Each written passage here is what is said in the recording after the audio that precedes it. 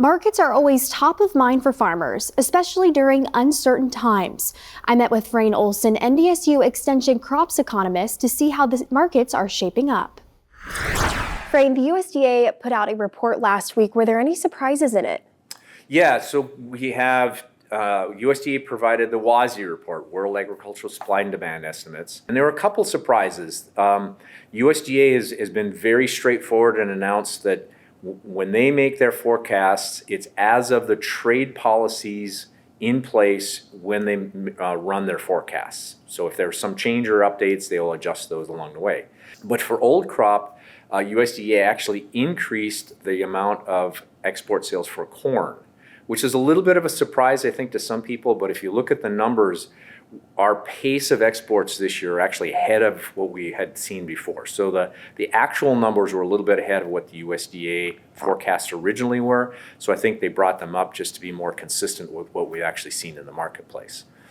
So the fact that we didn't get major reductions for the new crop, USDA's forecast right now is pretty much a hold even with the kind of export pace that we saw in 2024.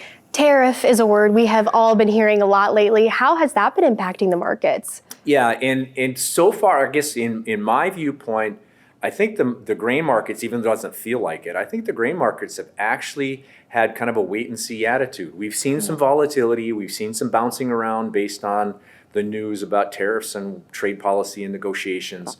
But from my perspective, I don't think we've seen the volatility that I was expecting. I truly was expecting a lot worse.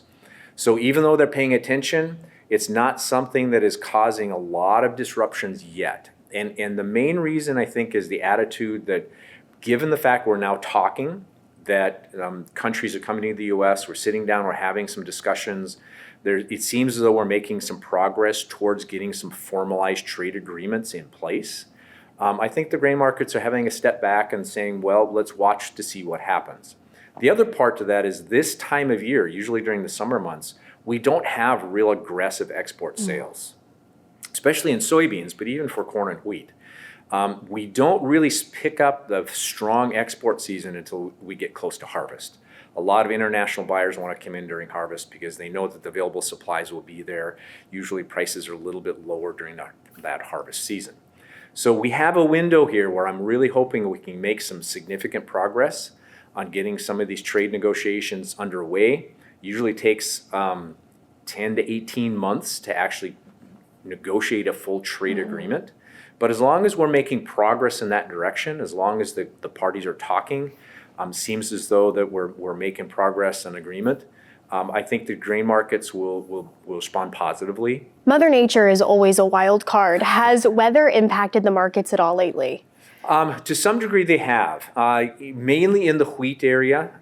There's two big things happening in the wheat. Number one, we did get some information on the wheat tour coming out of Kansas. At least as of right now, it looks as though wheat yields will be above what we've seen the last several years. Now there are some disease pressures that are starting to show up. So it's not a crop that's finished yet. We still have a little bit to go. And there are some people concerned about maybe some light test weight or some lower yields because of that. Well, it is certainly a lot to consider. Thank you so much for joining us today, Frayne. My pleasure. Frayne Olson, NDSU crops economist. The next WASDE report will be released on June 12th.